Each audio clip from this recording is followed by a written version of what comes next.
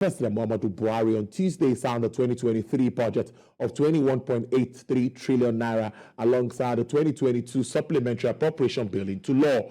Speaking at the signing of the 8th and final annual budget for this administration, the president said the aggregate expenditure of 21.83 trillion naira is an increase of 1.32 trillion naira over the initial executive proposal for the total expenditure of 20.51 trillion naira. The president explained that the 2022 Supplementary Appropriation Act will enable the administration to respond to the havoc caused by recent nationwide floods and infrastructure and agricultural sectors. The president, however, deferred the signing of the finance bill, which is still being reviewed, especially over the conflicts with the fiscal terms of the Petroleum Industry Act, of course, amongst others. Take a listen.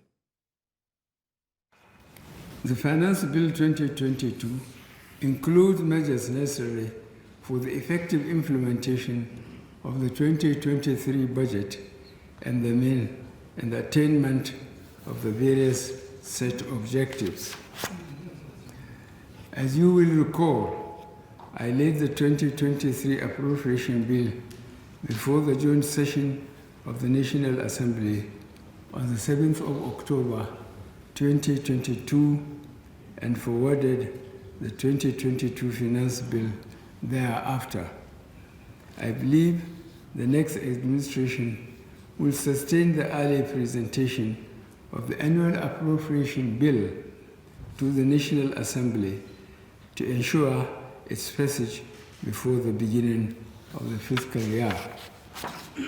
I firmly believe the next administration will also sustain the current public financial management reform efforts, further improve the budgeting processes, and particularly maintain the tradition of supporting the appropriation bills with finance bills designed to facilitate their implementation. Joining me now to analyze key fundamentals in the 2023 budget is a global economic consultant, an enterprise development and public policy analyst, development economist, Professor Ken Ife. Prof, Happy New Year to you. Well, same to you. Thank you very much for having me. Yes, Prof, finally, we'll put pen to paper. 21.83 trillion naira is the spending plan for 2023 as proposed after all said and done. Now, the worrying part of this is the deficit around this budget. But before we talk about that, what first do you make of this spending plan, the supplementary budget, what it means for Nigeria? Well, the supplementary budget was necessary because if you remember, the flood devastated nearly 200,000 hectares of land, and all our crops are buried in the water. So there was an urgent need for intervention in agriculture. And then, of course, we also know that some of the monies that were needed were to fund the infrastructure, which is why the lion's share went to works and housing, about 86% of the money. They got 704 billion out of the 819.5 billion that was approved in the supplementary budget. And then, of course, water got a little bit of 15.5, and but that was very necessary. And then when you now look at the new budget for the 2023, you can easily see that the lion's share actually went to works. When you add their nearly 400 billion plus the 703 billion, they've got 1.1 trillion in this budget and the supplementary one put together. Of course, closely followed by both agriculture and defense. But the celebration is actually for the infrastructure people. Prof, with that, many other things that... Go ahead, Prof. Yeah, there are other features of the budget that raise some concerns. But then there are also other optimistic notes. For example, if you look at the benchmark, there are some concern about some of the benchmarks. the output of 1.69 is so far away from occasions when we went up to as much as 2.1 million barrels a day. But having said that, last year we were largely under 1 million barrels a day. So we have to hope that we'll be able to get anywhere near this 1.69 because of what is going on in the Niger Delta. But then they also increased the benchmark from $70 to $75.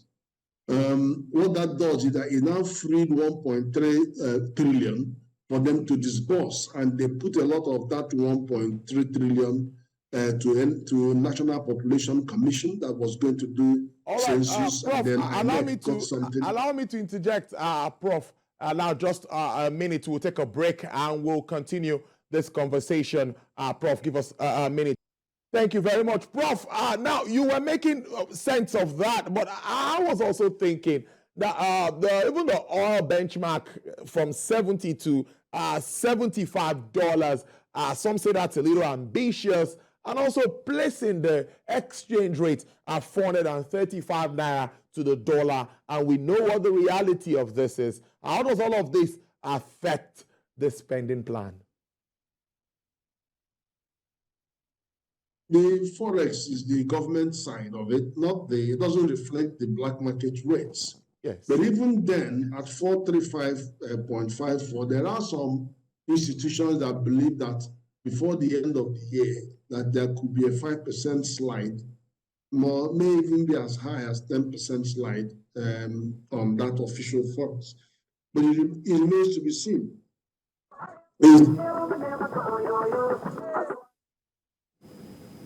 Because it's hard to believe that from nearly 22% inflation today, which may go up even more by the time the other figures are seen, the December figure, to see how you're going to bring it down to as low as 17.16 by the end of the year. But that's the reality of the situation that we just have to wait and see. There's so many balls in the air right now, not least the fact that we have to find a home for the 23 trillion ways and means budget. And I think the best option would be to go for a bond, which is a lot cheaper at 9% than to look at what would have been 16.5% plus 2%. That's 18.5% if we have to go down the road of paying it back to central bank. So we're talking about revenue here, and that's one major challenge. And the Finance Act is supposed to help address this challenge. But we've already seen analysts picking holes in this present Finance Act 2022, saying that, no, this will undermine investors. This would affect the oil and gas space, make it unattractive. In your thoughts, do you think the Finance Act, the way it is, can help shore up revenue? Or do you think there needs to be checks to that before the president? No, the Finance Act is very robust. Actually, I quite like the Finance Act because it is plugging more holes. It's increased, it has brought in taxation of digital assets, the capital gains tax.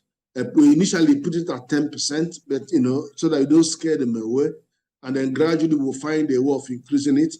It is also taxing gaming and gambling and lottery. Why are we not collecting money from those? Then it is increased the gas flaring, the tax on gas flare from 30% to 50%. It should actually go higher. And then it allows some kind of set-off of losses in the capital assets, the capital gain. So against, once you stay on the same latitude. And then VAT also is going to be collected by operators, the Airtel, MTN, and then even the oil and gas operators are going to be grabbing VAT for them at source. I think those are bold moves that will definitely bring more revenue to federal government. So on that count, the Finance Act is functional. Well, Prof, let's talk about debt and debt servicing. It is something that analysts have talked about, and it seems like we are still going that route this year because there's no way we can fund this spending plan if we do not borrow. Well, there is a provision for, first of all, the deficit is 10.78, which has come down a bit because they raised the money, the revenue. So that's come down a little bit, but it's only in theory. The debt service is 6.6 trillion. Again, that is quite high because it's like 65% of government revenue, when the benchmark would be below 40%. But I think that's not really the most, do you know, if we don't find a way for these ways and means to get away from our balance sheet, then the actual debt service would be well over 10 trillion naira. So, so it's good to get rid of that and push it to the other side of things, to the bond market, where you're even likely to be oversubscribed and get away with as low as 9%. Let's move on with ways that we can shore up revenue. I think that worries me, and that will tell us about the non-oil space. We saw the CBN putting up an initiative of the RT $200 billion. There's a race to that the banks are also to support. I spoke to the NEPC chief executive, who also said that they did very well in the first quarter of the year, something about $2.5 billion contributed into the coffers made in foreign exchange from sales of non-oil products. Now, what more do you think we can do around that space, Prof, that we can attract more investments or more effects into our country, to our space? There's so many initiatives around increasing our export revenue. And a lot of it has to do with rallying around this RT200 non-oil export, because that brings a ray of hope. But there is the bioeconomy that we are yet to tap, which will substitute for the likes of active pharmaceutical ingredients that we are employing. I think we need to look very closely at what we are spending the forex in respect to our industries, because I believe that over 80% of these industries depend on imported raw materials. So I know previous governments like Obasanjo, they did all this import substitution, they did all kind, but we need to tackle that particular area, not to starve them of resources to import, but to gradually begin to find a replacement.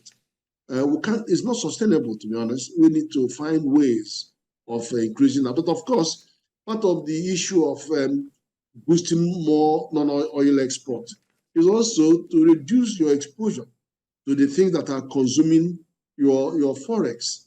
This is why I don't seem to agree with NNPC on the way they are actually running these subsidy schemes, and how they we hopelessly depend on imported petroleum when we have the capacity to do more modular refineries and the very, very cheap $100 million, you can get 20,000 barrels a day. You need 10 of them to compare to the amount you want to spend on just reviving one moribund oil refinery. So, I just don't agree that they should be dumping billions of dollars in a factory that has lost that has exceeded its useful life, when you can get a cluster of a modular to stop the erosion of our revenue, and the lack of the opacity around the supply and the opacity around the import of these raw PMS, the accountability part of it, are really matters of great concern. Real matters of great concern. We have a capital expenditure of more than 5 trillion naira, and this is a transition year. Of course, we know that it's going to be an election. What sort of progress do you see, or what sort of progress do you envisage moving on, considering all that has been put on ground by President Muhammadu Buhari-led administration? Everyone agrees that a lot of work has been done around infrastructure development.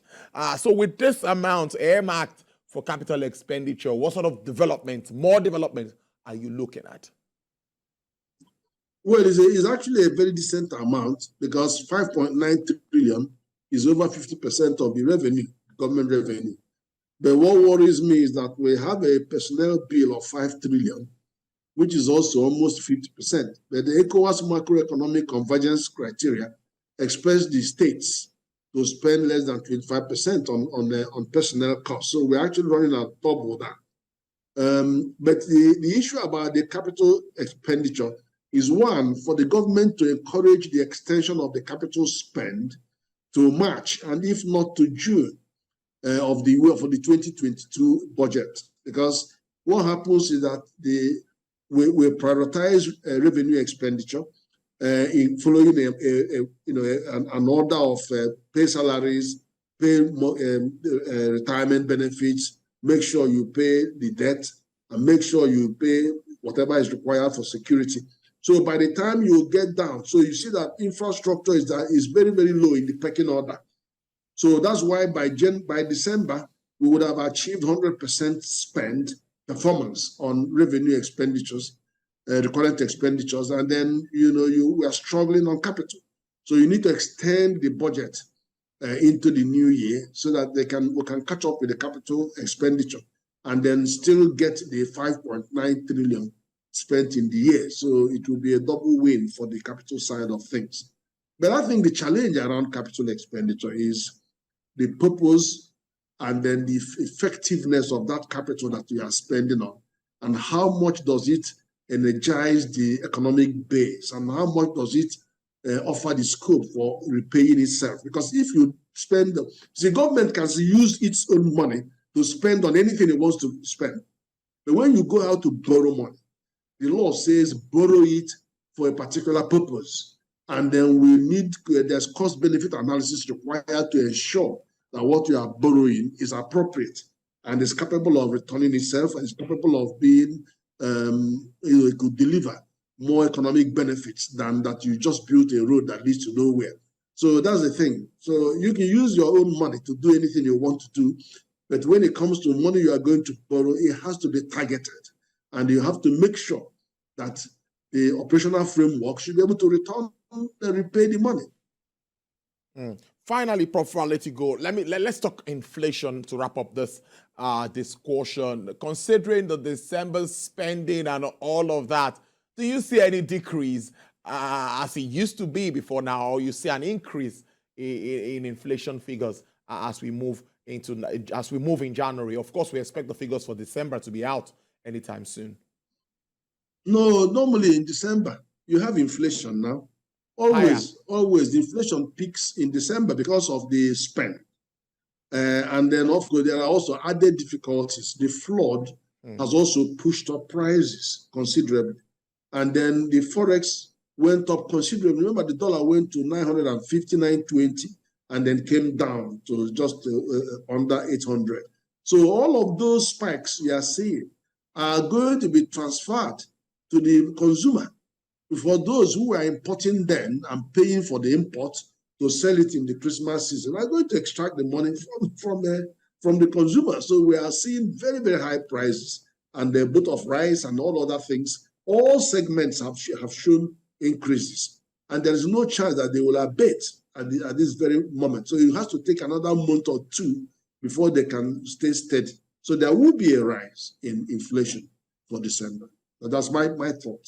All right, Amos, thank you so much. And we'll keep a tab on that. Of course, yes, the spending always have an impact, of course, on inflation. Thank you so much, Professor Ken Ife, for your time as usual, global economic consultant, enterprise development and policy, a public policy analyst. Thank you, Prof, and do enjoy the rest of your day. Thank you very much.